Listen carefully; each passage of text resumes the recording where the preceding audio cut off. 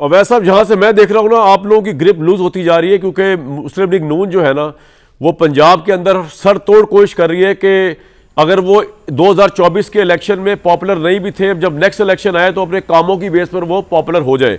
और दूसरी तरफ आपकी लीडरशिप जो है, उसके पास कोई रास्ता इस वक्त, पार्टी आपकी तितर बितर है, उसका कोई आगे पीछे नहीं है।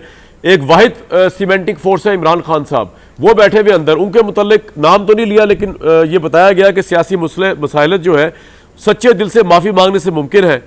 तो मैंने तो आपको पहले ही कहा था, माफ़ी तलाफ़ी करके अगर बाहर आ जाए तो अपनी पार्टी को भी संभाल लें, फिर मुल्क की खिदमत भी कर सकते हैं।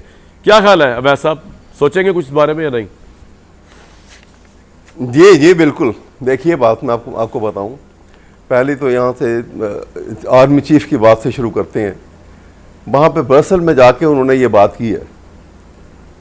आगे तो बड़ा हंगामा और बड़ा शोर मचता था कि इमरान खान गया अमेरिका में जाके उसने देखें नवाज शरीफ की और शहबाज के मुतल्लिक और ये बातें की और कहा कि ये लूट रहे हैं, ये फलां कर रहे हैं। और अभी मरियम की भी आपने बात सुन ली और अपने आर्मी चीफ को भी सुन लीजिए, और वो आपने बताया। जैसे मैं ये कहता हूँ कि देखिए, जब आप बात करते हैं ना माफ़ी की, अच्छी बात है, माफ़ी मांगना तो कुरान शरीफ के अंदर भी अल्लाह ने बड़ा इसको रुतबा दिया है कि अगर आप अपने गुनाह से तौबा कर लें और माफ़ी मांग लें और आइंदा अपना अदा करें और कहें कि मैंने ऐसा आइंदा ये चीज़ नहीं करूँगा, तो अल्लाह को बहुत ये चीज़ पसंद है। कोर्ट कह रहा है कि आप 90 डेज में इलेक्शन करें, सुप्रीम वो आपका कॉन्स्टिट्यूशन कह रहा है कि 90 डेज में इलेक्शन होंगे, लेकिन वो कह रहे नहीं होंगे और नहीं कराया, आयन को तोड़ दिया। पहले यहाँ से बिगिनिंग हुई है। जब ओथ लेते हैं, आर्मी चीफ ने भी ये ओथ लिया होगा, बाकी ऑफिसर्स ने भी ओथ लिया होगा, उसमें लिखा है एक बड़ा स्पेशली, इन्होंने एक सेंटेंस है उसके अंदर, जहाँ कॉन्स्टिट्यूशन का है कि I will uphold the constitution of Pakistan, वहाँ आगे लिखा हुआ है कि I shall not indulge myself in political activities. तो अब इस बात की कौम से माफी उनको भी मांगनी है। अगर इमरान खान माफी मांगेगा, तो इमरान खान का नाम तो नहीं लिया ये तो मैं आपको बता दूं, किसी भी स्टेज के ऊपर एक जनरल नहीं लिया, मैं ले रहा हूं नाम, आप नाम ले नहीं। देखिए ना, मैं कह रहा हूं उन्होंने नाम नहीं लिया, आप कहते हैं उन्होंने नाम लिया होगा। मरियम नवाज साहब ने नाम भी नहीं लिया, लेकिन उनका इंडिकेशन नहीं, मैंने कहा नाम नहीं लिया, मैंने कहा जी उसी तरफ ये मैं भी इसीलिए बात कर रहा हूं। ठीक है, कि देखिए अब इसके ऊपर रिस्पांस ले लूं जरा। गवर्नमेंट का आपने इतनी बात कर दी, मैं जरा इस पे रिस्पांस ले लूं काइंडली। आपने कम अल्फाज में बहुत काफी ज्यादा बमशेल कर दिया है अवैस साहब, तो अगर मैं इस पे रिस्पांस ले लूं। बमशेल नहीं है ये, मैं एक हकीकत बयानी है। नहीं तो मेरी माफी का आपको कहा जा रहा है, मैं कह रहा हूं, पूछ रहा हूं आपसे, तो आप कह रहे हैं कि वो एस्टेब्लिशमेंट वाले भी माफिया मांगे। चले ये पूछते मुसद्दिक साहब, माफियों से अगर मसला हल हो जाए तो किस किस को माफी मांगनी चाहिए? चले पुट इट दिस वे, अगर इस मुल्क के अंदर एक हार्मनी हो जाए आपस में हमारे, किस किस को माफी मांगनी चाहिए मुसद्दिक साहब? देखें, मैं तो काफ़ी परेशान हुआ हूँ अहमद अवैस साहब की बात सुन के। उसकी वजह ये है कि यही वो रवैया है जिसकी वजह से हम आज तक यहाँ पे पहुँचे हैं। यही वो रवैया है जिस पे उन्होंने पहले भी कहा था। अहमद अवैस साहब कह रहे हैं कि वो माफ़ी मांगें। अभी जब जंग हुई है और फ़ौजियों ने अपनी छातियों पे गोलियां खाई हैं और आपके पूरी दुनिया के अंदर नाम और वक़ार जो है वो बुलंद हुआ है, और जिस तरह इस मर्तबा चीफ़ ने जंग लड़ी है, जिसके बाद उन्हें फील्ड मार्शल बनाया गया है, आप सब कुछ भूल जाते हैं घड़ी भर में। एक घड़ी नहीं लगती आपको। कभी आप कहते हैं हम कब्र तक इनको आप पीछा करेंगे, मैं इसका जवाब दूंगा बाद में। कभी आप कहते हैं कि इनको हमसे माफ़ी मांगनी चाहिए, जी ठीक है, वो आपकी मर्ज़ी है।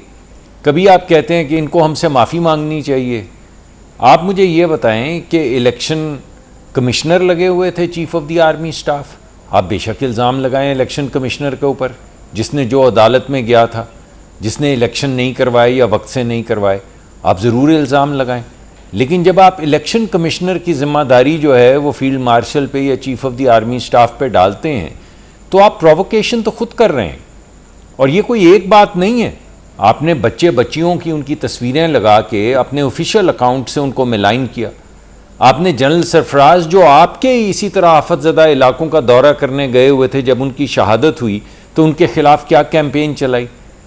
ऐसी एक अजीब सी बात है कि आप लोग ऐसे जैसे मुल्क को चाहते हैं कि वो कोई दुश्मनी कर ले, फ़ौज की दुश्मन बन जाए। ये तो आपकी पूरी कैंपेन्स के बावजूद जवान जो हैं वो जब सीनों पे गोलियां खाते हैं तो फिर अवाम आपकी बातों में नहीं आती और अवाम आपकी बातें अब नहीं सुन रही है, लेकिन आप फिर भी बात करने से बात नहीं आ रहे हैं। सदिक साहब, वो ये तो ऐसा है, एक बात है, ये जो जिस माफी का अवैध साहब मुतालबा कर रहे हैं ना, वो तो देखें उसमें तो फिर सब इमरान साहब को उस गुनाह पे ही माफी मांगनी पड़ेगी जो उस वक्त की इस्टेब्लिशमेंट के साथ मिलकर पहले नवाज शरीफ साहब को गिराया, धरने कराए, उसके बाद हुकूमत ली। तो इमरान साहब की तो फिर माफिया दो बनेगी, 9 मई तो अपनी जगह पे और वो वाला अपनी जगह पे। लेकिन मैं अगर यही सवाल आप लोगों की इजाजत हो तो मुर्तजा सोलंकी साहब के सामने। देखिए बात ये, मैं दोबारा अगर एक सेकंड कंप्लीट कर लें। देखिए अगर आप तारीखी पस मंजर में मियाँ नवाज शरीफ ने कहा था कि आप बेशक माफ़ी तलाफ़ी छोड़ें, जी। आप एक ट्रूथ और रिकन्सिलिएशन का मैकेनिज़्म बना लें, तो बना लेते उस वक्त आप।